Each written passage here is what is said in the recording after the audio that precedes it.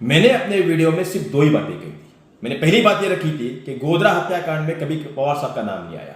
मैंने दूसरी बात ये रखी थी कि कभी इशरत जहां फेक इनकाउंटर में पवार साहब का नाम नहीं आया। तो आपको इतनी मिर्ची क्यों लग रही है? आज भारतीय जनता पार्टी का पूरा महाराष्ट्र, पूरे महाराष्ट्र के नेताएं आज क्यों जमीन पर उतरे हुए हैं? अचानक से तारे जमीन पर उतर गए, क्यों मिर्ची लग रही है? अब लगी है, और अगर आपने 4 सवाल पूछ ही दिए तो आपके इसके बारे में जवाब देना चाहूंगा। गोवारी समाज यांचा निघालेल्या मोर्चाच्या वेळेला त्यांचं निवेदन स्वीकारण्यासाठी मधुकरराव पिचड गेले होते. मधुकरराव पिचड गेले असताना त्यावेळेला तो जो काही तांडा होता तो अशांत झाला, परिस्थिती हाताच्या बाहेर गेली, लाठी हल्ला झाला. याचा परिणाम झाल्यानंतर त्याच वेळेला तात्काळ मधुकरराव पिचड यांचा राजीनामा घेण्यात आला होता. पण 2019 मध्ये याच मधुकरराव पिचडांच्या मुलासकट संपूर्ण फॅमिलीला, कुटुंबाला भारतीय जनता पक्षाने प्रवेश दिला. विसरला तुम्ही? हे मधुकरराव पिचड तुमच्या पक्षामध्ये आहेत. आता त्याचं शुद्धीकरण चालू आहे. हीच मोदीची गॅरंटी आहे. मावळमध्ये गोळीबार झाला त्यावेळेला जे पालकमंत्री होते अजितदादा पवार, आज तेच पालकमंत्री भारतीय जनता पक्षाच्या महायुतीच्या सरकारमध्ये उपमुख्यमंत्री आहेत. हे त्याचं शुद्धीकरण चालू आहे. हीच मोदीची गॅरंटी आहे. 1993च्या बॉम्ब ब्लास्टमध्ये पवार साहेबांनी 11च्या ऐवजी 12 जागा सांगितल्या. हिंदू बहुल एरियामध्ये झालेले 11 बॉम्ब ब्लास्ट होते. त्यावेळेची परिस्थिती हाताच्या बाहेर जाता कामा नये, जातीवाद होता कामा नये, जातीमध्ये दंगली होता कामा नये, धर्मामध्ये वाद होता कामा नये, परिस्थिती नियंत्रणामध्ये राहिली पाहिजे म्हणून पवार साहेबांनी 12वा ब्लास्ट मस्जिद बंदर झाला असं सांगितलं. आणि 24 तासामध्ये मुंबईतली परिस्थिती हाताळली, शांत केली, नियंत्रणामध्ये आणली. ही पवार साहेबांची गॅरंटी. इशरतच्या फेक इन्काउंटर आहे हे उच्च न्यायालयामध्ये, हे न्यायालयामध्ये सिद्ध झालं. एका मोठ्या IPS अधिकाऱ्याने लिहून त्याच्या पूर्ण चौकशीच्या अहवालामध्ये लिहून दिलं कि हो हे फेक इनकाउंटर होता, ये फर्जी कांड था. तो फिर मैं ये पूछना चाहता हूं कि ये फर्जी कांड करके, ये फेक इनकाउंटर करके इशरत जहां के सीने में गोलियां दाग के कौन सियासत की राजनीति करना चाह रहा था? किसको राजनीति करनी थी? आपको और आपके दिल्ली में बैठे सरकार को. अब जब बात निकली है तो अब दूर तक जाएगी. 3 सवाल हम भी कर लेते हैं आपसे. मैंने मेरे ट्विटर में 2 फोटो डाले हुए हैं.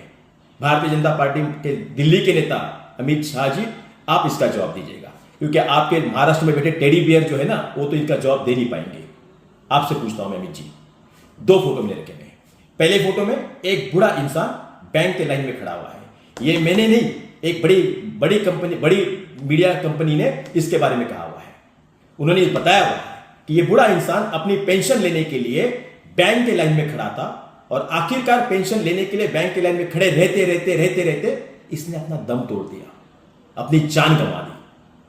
ये वो बूढ़ा इंसान है. आपके नोटबंदी के चलते हुए कई सैकड़ों लोगों ने अपनी जानें गंवा दी है. आज तक उसका हिसाब नहीं मिला, ना ही दिल्ली के सांसद में आज तक आपने उसके ऊपर कोई पुष्टि की है कि कितने लोग इस नोटबंदी के चलते हुए मारे गए हुए. वो गरीब थे. क्या यही मोदी की गारंटी थी? दूसरी तस्वीर में एक किसान लेटा हुआ है. एक किसान का शव वहां पर पड़ा हुआ है जिसके ऊपर तिरंगा है. वो किसान जो था अपने माटी में उगे हुए अपने फसल का मोल मांगने गया था. मोल, उसे गोलियां दाग दी गई. ऐसे 500 किसान गोलियों का शिकार बन गए, अपनी जान गंवानी पड़ी. दिल्ली के लाल किले की आज भी दीवारें चीख चीख कर पूछ रही है कि हमें हिसाब दो, इस मौत का हिसाब दो. कौन है इनका कातिल? इनका कातिल सरकार है. जवाब दीजिए. ये देश पूछ रहा है आपसे, जवाब दीजिए. हम पूछ रहे हैं आपसे.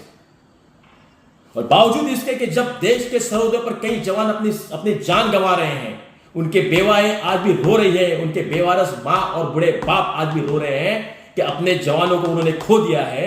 और ऐसे जवानों के शहादत पर आप नाचते हुए 142 करोड़ की इस देश की आबादी के अपमानित करते हुए आप पाकिस्तान में जाकर बिरयानी खाते हो. शर्म नहीं आती हमें? क्या यही मोदी जी की गारंटी है? मैं पूछना चाहूंगा आप लोगों से, है अगर हिम्मत तो डिबेट लीजिए. अगर है हिम्मत तो आइए आमने सामने बात करते हैं. आपके 10 लेके आइए, मैं अकेला काफी हूं. ये पवार साहब की गारंटी है. समझे आप? ये पवार साहब की गारंटी है. अब जब बात निकली है तो दूर तक जाएगी. अगर है हिम्मत तो जवाब दीजिए इन सवालों का. कौन है इनका मौत का कातिल, कौन है? और अगर नहीं तो 1942 से पहले, आजादी के जंग से पहले जैसे आप भाग गए थे ना, भगोड़े थे, फिर एक बार भाग जाइएगा। है हिम्मत तो दीजिए जवाब। एबीपी माझा, उघडा डोळे बघा नीट।